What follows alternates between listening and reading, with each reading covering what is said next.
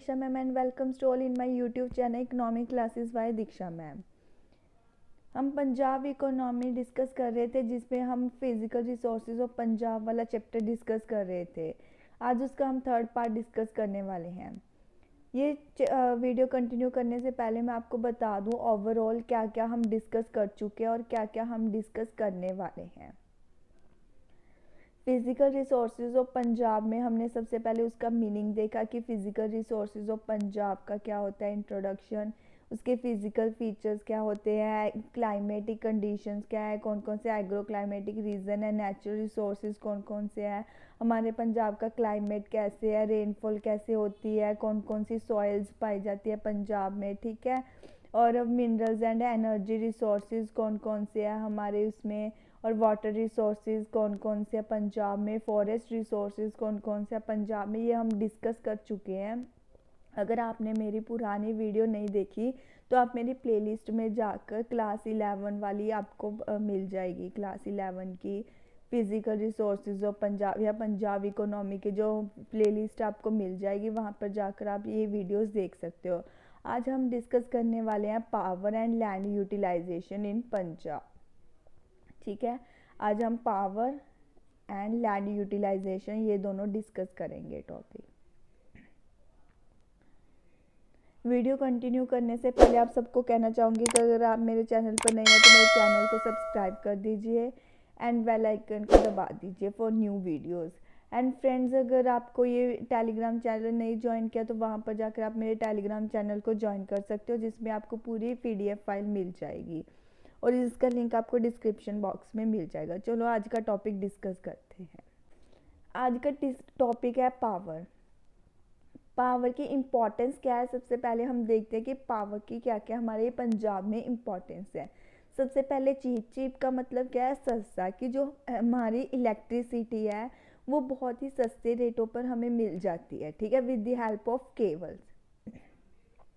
Second point है hygienic, जो हमारी जितनी भी स्मोक एमिटिंग मतलब कोल पोल्यूट्स ने, ये क्या है, मतलब ये सारी हमारी इन्वायरमेंट को गंदा करते, जितने भी स्मोक निकलता है, धुआं निकलता है, जिन चीज़ों से मतलब पोल्यूट करते, वो सारे हमारे इन्वायरमेंट को गंदा कर रही है, पोल्यूट कर रही है। लेकिन इलेक्ट्रिसिटी क्या है, एक ऐसी चीज़ है जो बहुत हाइजीन है, मतलब पोल्यूशन से फ्री है। जैसे इसको हम क्या कहते हैं, वाइट कोल कहते हैं। देखो पंजाब इकोनॉमी में एक ये पंजाब लेक्चरर के पेपर में एक क्वेश्चन पूछा जा सकता है कि हम वाइट कोल किसे कहते हैं, वाइट कोल किसको कहते हैं, किसको कहते हैं, हम पावर को कहते हैं वाइट कोल। क्यों? क्योंकि ये क्या है, पॉल्यूशन फ्री है। क्या है, पॉल्यूशन फ्री है, हाइजीनिक है, इसलिए हम इसको क्या कहते हैं, वाइट कोल कहते हैं, ठीक है, पावर को। और क्या है इसका नेक्स्ट पॉइंट, मल्टीपर्पज़ प्रोजेक्ट, जो हाइड्रो इलेक्ट्रिसिटी है बहुत सारे पर्पस के लिए यूज़ की जाती है, जैसे कि इरिगेशन के लिए यूज़ किया जाता है, कोई फ्लड कंट्रोल करनी है उसके लिए यूज़ किया जाता है, नेविगेशन के लिए यूज़ किया जाता है, ठीक है। सॉइल को मतलब सॉइल इरोजन से, मतलब कि जो मिट्टी हमारी साथ साथ बह रही है उससे बचाने के लिए यूज़ करते हैं, फेरेस्ट्रेशन के लिए यूज़ करते हैं, मतलब बहुत सारे पर्पस के लिए यूज़ किया जाता है पावर को, ठीक है। नेक्स्ट पॉइंट है हमारा इम्पोर्टेंस फॉर एग्रीकल्चर। इलेक्ट्रिसिटी हमारी मतलब एग्रीकल्चर में बहुत ज़्यादा हेल्प करती है, उसको डेवलप करने के लिए बहुत सारे ट्यूबवेल्स इंस्टॉल किए गए हैं। इरिगेशन भी हमारी मतलब कि जो पहले हम मॉनसून पर डिपेंड करते थे, हमारी सारी जो भी एग्रीकल्चर एक्टिविटीज़ थी वो हम मॉनसून पर डिपेंड करते थे, लेकिन जैसे पावर आ गई, इलेक्ट्रिसिटी आ गई, उससे हमारी बहुत सारी मॉनसून पर जो डिपेंडेंस है वो क्या हो गई, कम हो गई है। चलो नेक्स्ट पॉइंट पे चलते हैं, importance for large scale industries. अभी हमने एग्रीकल्चर के लिए देखा, अभी हम क्या देख रहे हैं, इंडस्ट्रीज़ के लिए। इंडस्ट्रीज़ में भी बहुत ज़्यादा इंपॉर्टेंट रोल प्ले करती है, ठीक है, हमारी कॉस्ट ऑफ प्रोडक्शन को रिड्यूस कर दिया है इसने। बहुत सारी जो बड़ी इंडस्ट्रीज़ है जैसे कि नंगल फर्टिलाइज़र फैक्ट्री है, ये इलेक्ट्रिसिटी के बिना काम ही नहीं कर सकती। बहुत बड़ी बड़ी जो इंडस्ट्रीज़ है ना, वो इलेक्ट्रिसिटी के बिना काम ही नहीं कर सकती, जैसे एग्जांपल नंगल फर्टिलाइज़र फैक्ट्री, ठीक है। नेक्स्ट पॉइंट आएगा importance for small scale industry. Small scale industry के लिए भी इंपॉर्टेंट है, ऐसा नहीं है कि एग्रीकल्चर या लार्ज स्केल इंडस्ट्री के लिए हेल्पफुल है, ये स्मॉल स्केल इंडस्ट्रीज़ में भी बहुत हेल्प करती है, जैसे स्मॉल और विलेज छोटी छोटी स्मॉल एरिया में जैसे फ्लोर मिल होता है जैसे, ठीक है, वहाँ पे ये हेल्पफुल होती है क्योंकि वहाँ पे भी इलेक्ट्रिसिटी की लोड होती है और इलेक्ट्रिसिटी क्या होती है हमें चीप रेट पर प्रोवाइड हो जाती है, ठीक है। नेक्स्ट है ट्रांसपोर्टेशन एंड कम्युनिकेशन को डेवलप करने में हेल्प करती है, ठीक है।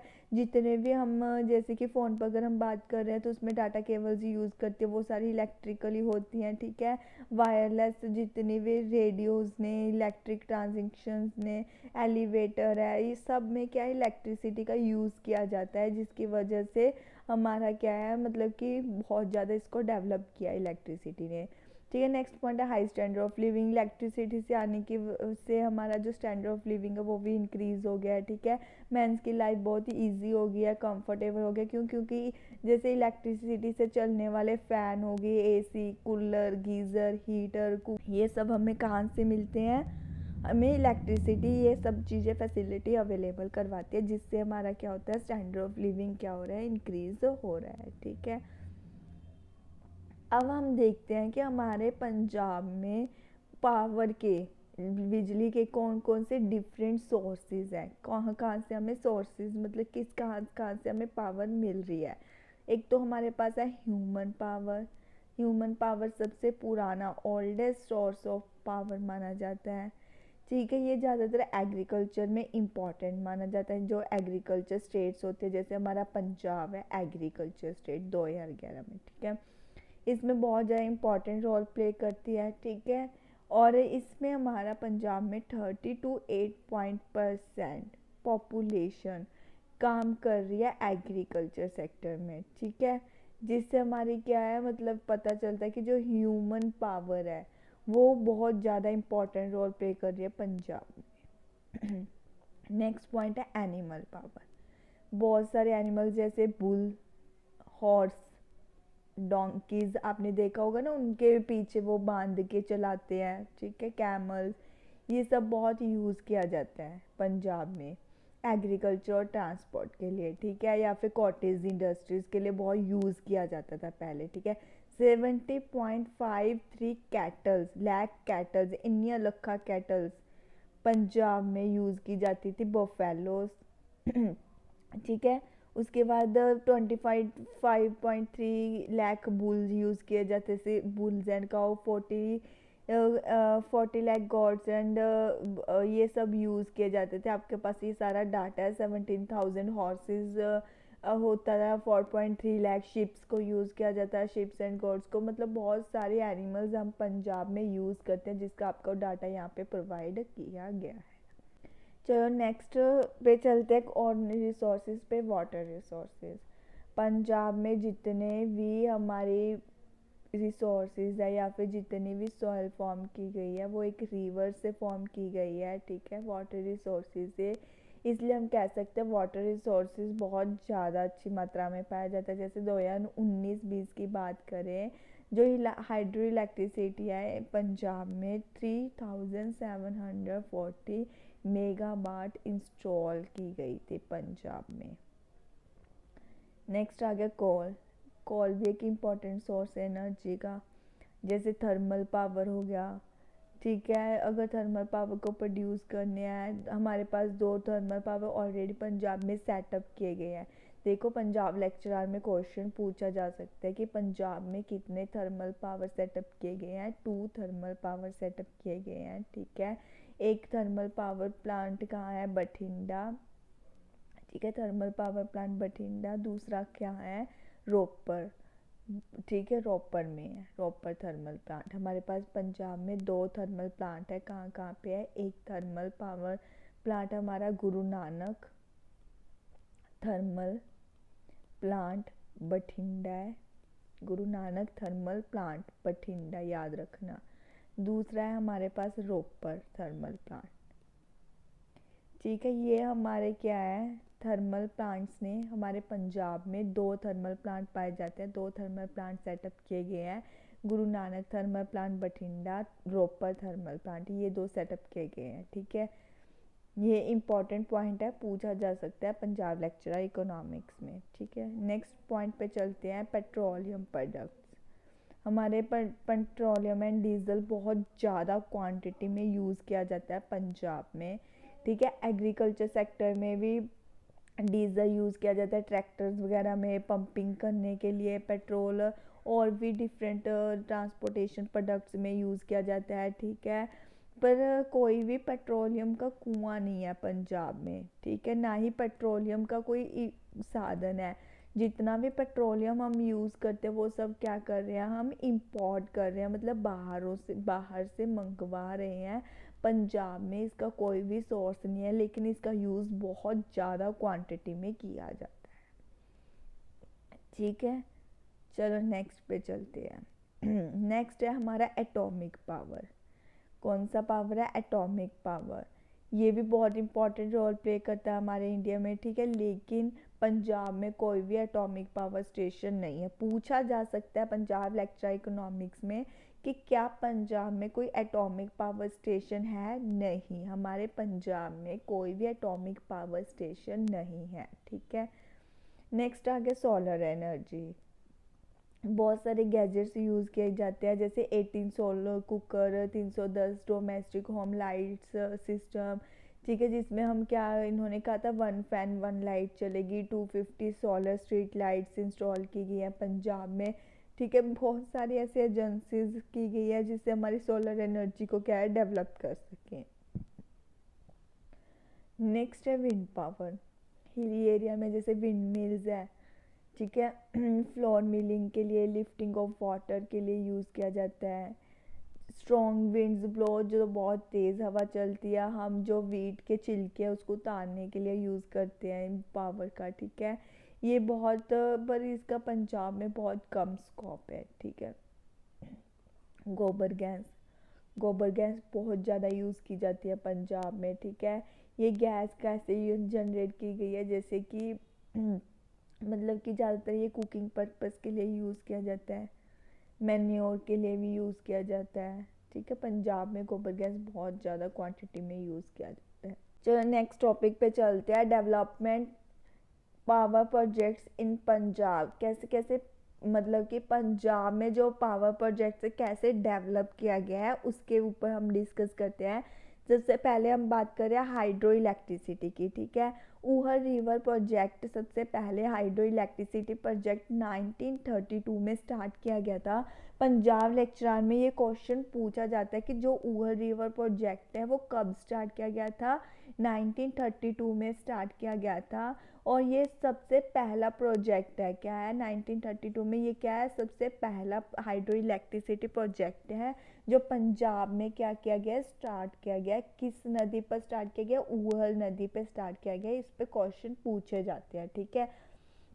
उसके बाद क्या हुआ कि 1947 में, मतलब कि इस पंजाब की पूरी टेरिटरी में इलेक्ट्रिसिटी की यूज़ होने लगा, उसकी डिमांड इंक्रीज़ होने लगी। फिर हमने क्या किया, डिमांड इंक्रीज़ होने के बाद 17 मेगावाट पंजाब में क्या है, प्रोड्यूस की गई, सप्लाई की गई। और फिर क्या हुआ, 10 मेगा, जिसमें से 10 मेगावाट को यूज़ किया गया ऊहल प्रोजेक्ट के में, ठीक है। 1947 में 17 मेगावाट पंजाब में इलेक्ट्रिसिटी पर टोटल प्रोड्यूस की गई थी, जिसमें से 10 मेगावाट ऊहल नदी से इलेक्ट्रिसिटी सप्लाई की गई थी।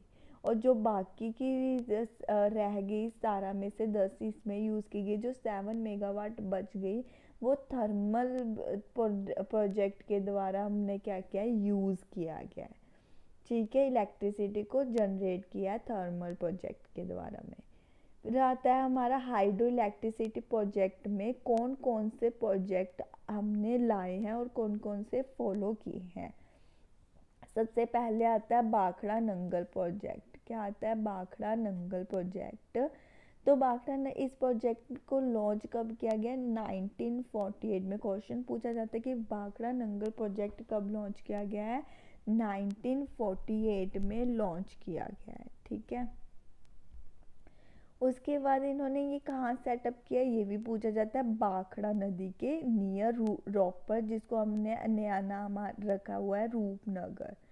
रोपड़ का नया नाम क्या है, रूपनगर, ठीक है। रूपनगर डिस्ट्रिक्ट में सतलुज रिवर के पास क्या है, इन्होंने ये सारा सेटअप किया है प्रोजेक्ट का, ठीक है। The power houses have been installed under this project, 3 power houses install किए गए हैं, ठीक है। कौन कौन से?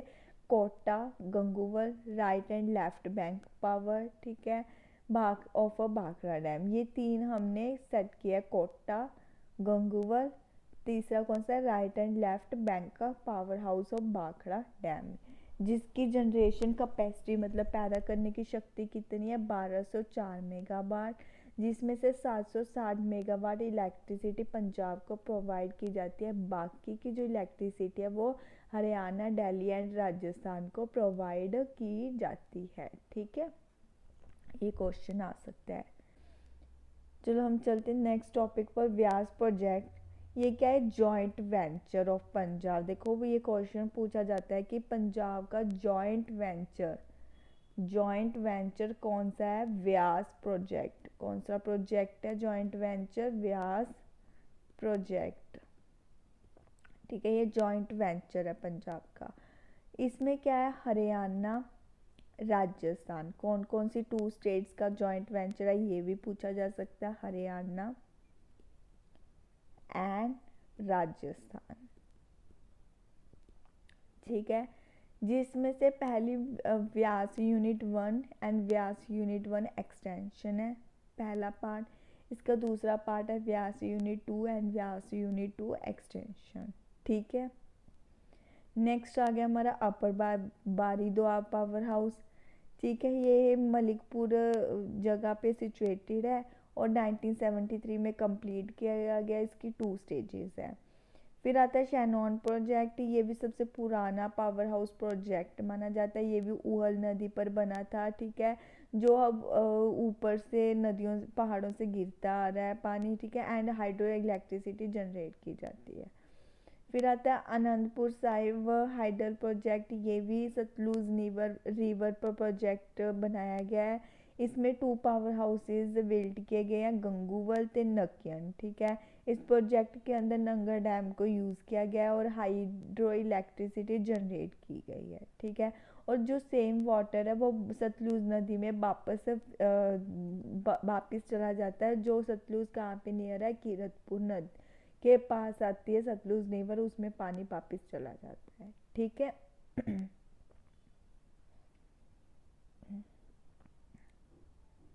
चलो नेक्स्ट हाइडल प्रोजेक्ट पे चलते हैं, ठीक है। नेक्स्ट है मुकेरियन हाइडल प्रोजेक्ट। ये प्रोजेक्ट भी मुकेरियन हाइडल चैनल नियर तलवारा पे स्टार्ट किया गया था, ठीक है। वाटर इसका कौन सी नदी का यूज़ किया जाता है? ब्यास नदी का यूज़ किया जाता है इस चैनल में, ठीक है। थेन डैम और रंजीत सागर डैम प्रोजेक्ट, ये रावी पे प्रोजेक्ट किया गया। ब्यास पे मुकेरियन है और रावी पे कौन सी है? Then dam. चलो नेक्स्ट है Shahpur Kandi project. This project will make use of water from river Ravi and Madhopur head network. जो ये वाला प्रोजेक्ट है वो किस लिए बना गया था? ताकि जो रावी नदी है और मधोपुर हेड नेटवर्क है उसका मतलब कि जो वाटर है उसको यूज़ कर सके। ये भी एक जॉइंट वेंचर है पंजाब एंड जम्मू कश्मीर का। देखो अगर जॉइंट वेंचर का ये भी पूछा गया, शाहपुर खांडी प्रोजेक्ट, ठीक है। शाहपुर प्रोजेक्ट है जो शाहपुर कांडी प्रोजेक्ट, ये भी जॉइंट वेंचर है। किस 2 स्टेट का जॉइंट वेंचर है?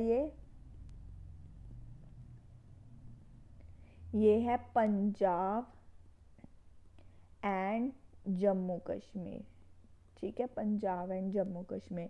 जो हमने पीछे करा था कि ये एक जॉइंट वेंचर है, ठीक है, जॉइंट वेंचर है। हरियाणा व्यास नदी पे का जो प्रोजेक्ट है ये भी जॉइंट वेंचर है। किस किस का था? Haryana and Punjab, Haryana and Rajasthan. ये भी जॉइंट वेंचर है, लेकिन इस जॉइंट वेंचर में हमने 3 स्टेट करी थी। कौन कौन सी करी थी? हरियाणा, राजस्थान एंड पंजाब। ये 3 स्टेट्स का जॉइंट वेंचर था, ठीक है। जो हमने अभी करा है कौन सा प्रोजेक्ट है? ये जॉइंट वेंचर वाला व्यास प्रोजेक्ट है। व्यास प्रोजेक्ट 3 स्टेट्स का जॉइंट वेंचर था, पंजाब, हरियाणा एंड राजस्थान का। जबकि जो हमने अभी हमने जो किया है शाहपुर कांडी प्रोजेक्ट, ये भी जॉइंट वेंचर है, लेकिन ये 2 स्टेट का है, पंजाब एंड जम्मू कश्मीर का। ठीक है, चलो चलते हैं माइक्रो हाइडल स्कीम्स पे। हाइड्रो इलेक्ट्रिसिटी भी जनरेट की जाती है पंजाब के बहुत सारे कैनाल से। ठीक है, नेक्स्ट है सतलुज यमुना लिंक प्रोजेक्ट, ये भी रोपड़ नदी, रोपड़ के पास ही बिल्ड किया गया है। ठीक है, नेक्स्ट आ गया थर्मल पावर प्रोजेक्ट। हमने हाइड्रो इलेक्ट्रिसिटी प्रोजेक्ट कर लिया, जिसमें से हमारी पंजाब में 17 में उस टाइम पर 17 मेगावाट हमारी जो इलेक्ट्रिसिटी थी प्रोड्यूस की गई थी, जिसमें से 10 हमने कौन सी इलेक्ट्रिसिटी से किया था, हाइड्रो इलेक्ट्रिसिटी के थ्रू प्रोड्यूस किया था। और जो रिमेनिंग बचे हैं 7, वो किसकी वजह से प्रोड्यूस हुए हैं, थर्मल पावर प्रोजेक्ट से। ठीक है, अब हम थर्मल पावर प्रोजेक्ट डिस्कस करते हैं कि इसमें कैसे प्रोड्यूस किया जाता है। इसमें जो प्रोड्यूस की जाती है ना इलेक्ट्रिसिटी, वो कोल और डीजल की मदद से की जाती है। ठीक है, सबसे पहले थर्मल पावर प्लांट मैंने आपको स्टार्टिंग में भी बताया था, गुरु नानक देव थर्मल प्लांट बठिंडा में है। ठीक है, इसमें ये 1974 में इसकी सर्विसेज स्टार्ट हुई थी बठिंडा में। ठीक है, फिर गुरु Govind Singh thermal power project है रोपड़ में, ये रोपड़ में सेटअप किया गया था, इसकी 5 यूनिट्स हैं। ठीक है, फिर गुरु हरगोविंद थर्मल पावर प्लांट लहरा, ये भी प्रोजेक्ट सेटअप किया गया लहरे में, इसमें भी 1998 में इंस्टॉल किया गया है। ठीक है, ये थर्मल पावर प्रोजेक्ट। अब आगे generation of electricity in Punjab, कि पंजाब में इलेक्ट्रिसिटी कैसे कितनी जनरेट की जाती है और कितनी हम उसको इंस्टॉल कर रहे हैं, ये सब चीज़ें आगे। ठीक है, देखो 1970-71 की बात करें तो हमने जनरेट की थी, ये देखो मिलियन किलोवाट में हमने जनरेट की थी 2364.8 मिलियन किलोवाट हमने प्रोड्यूस की थी, जिसमें हमने 680 मेगावाट क्या इंस्टॉल की थी। ठीक है, फिर हमने 46,601 हमने ये किलोवाट हमने प्रोड्यूस की थी, जिसमें हमने क्या है 13,1902 हमारी इंस्टॉल कैपेसिटी थी मेगावाट इतनी। ठीक है, चलो हम नेक्स्ट टॉपिक पे चलते हैं। अभी consumption of electricity in Punjab, की पंजाब में इसको कंजम्पशन करने की कितनी कैपेसिटी है। ठीक है, अगर हम 1970-71 में देखें, देखो जो हमारे डोमेस्टिक मतलब पंजाब के अंदर यूज़ किया जाता है वो 9.7 यूज़ किया जाता है लोगों के द्वारा। अगर हम कमर्शियल पर्पस के लिए देखें 5.22 यूज़ किया जाता था। इंडस्ट्रियल सेक्टर की तरफ से देखें तो वो 35.96 यूज़ करते थे। जो पब्लिक लाइट स्ट्रीट लाइट्स लगी हुई हैं वो 11.05 इलेक्ट्रिसिटी यूज़ कर रही थी। और एग्रीकल्चर सेक्टर 38 यूज़ कर रहा था 1970-71 में। अगर हम 2019-20 की बात करें तो जो हमारी इलेक्ट्रिसिटी की कंजम्पशन है वो डोमेस्टिक में 31.42 यूज़ हो रही है। अब आज के टाइम पे देखो कितना डिफरेंस है, 10.31 कमर्शियल पर्पस के लिए यूज़ किया जाता है, इंडस्ट्रियल सेक्टर में 34.32, पब्लिक लाइट्स में 2.18 यूज़ हो रही है और एग्रीकल्चर सेक्टर में 21.73 इलेक्ट्रिसिटी क्या है यूज़ की जाती है। अब हम बात कर रहे हैं रूरल इलेक्ट्रिफिकेशन इन पंजाब, कि पंजाब में के गांव में इलेक्ट्रिफिकेशन की क्या फैसिलिटी है, कैसे सेटअप किया गया है। ठीक है, all the villages in Punjab have been electrified, सब बिजली से हमने इलेक्ट्रीफाइड कर दिया है। ठीक है, सभी विलेजेस में रूरल एरिया में इलेक्ट्रिसिटी है। संगरूर डिस्ट्रिक्ट में हमने टॉप मोस्ट में आता है जो इलेक्ट्रिसिटी प्रोवाइड की है अपने रूरल एरिया में, कितनी प्रोवाइड की है 1,18,421 ट्यूबवेल्स हमने सेटअप की है। जबकि पठानकोट डिस्ट्रिक्ट की बात करें, ये सबसे बॉटम मतलब नीचे आता है, जिसमें सिर्फ 9,335 ट्यूबवेल्स इंस्टॉल किए गए हैं जहाँ से इलेक्ट्रिसिटी प्रोवाइड मिल रही है। ठीक है, अब बात करते हैं कि क्या क्या हमें प्रॉब्लम्स फेस करनी पड़ रही है इलेक्ट्रिसिटी पावर की वजह से। ठीक है, सबसे पहला पॉइंट है इनसफिशिएंट सप्लाई। इसकी पंजाब में प्रॉपर सप्लाई ही नहीं है। जितनी डिमांड है उस डिमांड से कम इलेक्ट्रिसिटी प्रोवाइड की जाती है, बहुत ज़्यादा शॉर्टेज है, लो वोल्टेज रहती है पंजाब में। ठीक है, बहुत सारे एफर्ट्स किए गए हैं to augment the supply of electricity, कि हम अपनी इसकी सप्लाई को क्या कर सके, इम्प्रूव कर सके, इंक्रीज कर सकें। इसकी सप्लाई को, ऑगमेंट का मतलब होता है इम्प्रूव करना या इंक्रीज करना। ठीक है, नेक्स्ट है सेशनल शॉर्टेज। ठीक है, जैसे कि पंजाब में पूरे साल इलेक्ट्रिसिटी प्रोवाइड नहीं की जाती, उसकी बहुत ज़्यादा शॉर्टेज पाई जाती है।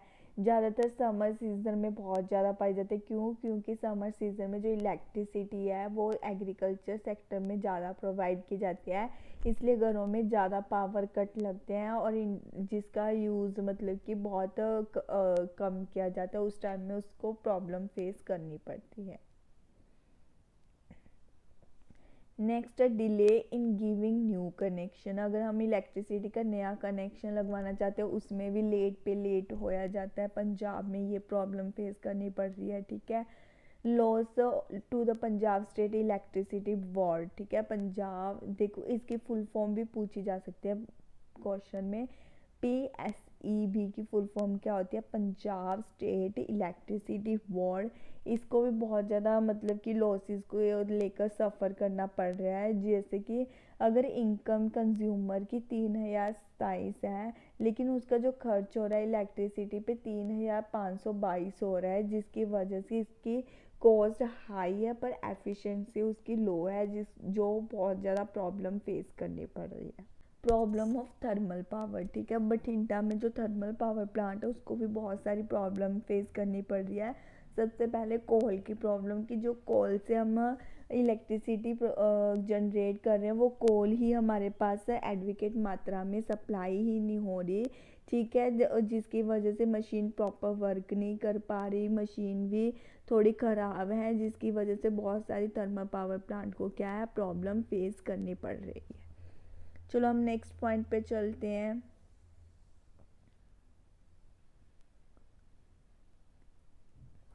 Inter state problem. Hydro electricity Punjab का जैसे सतलुज, व्यास, रावी, ठीक है, इनका मतलब कि जो फ्लो है एक से ज़्यादा स्टेट में करता है, जिसकी वजह से हमें जो इलेक्ट्रिसिटी जनरेट करने में थोड़ा प्रॉब्लम आ रही है।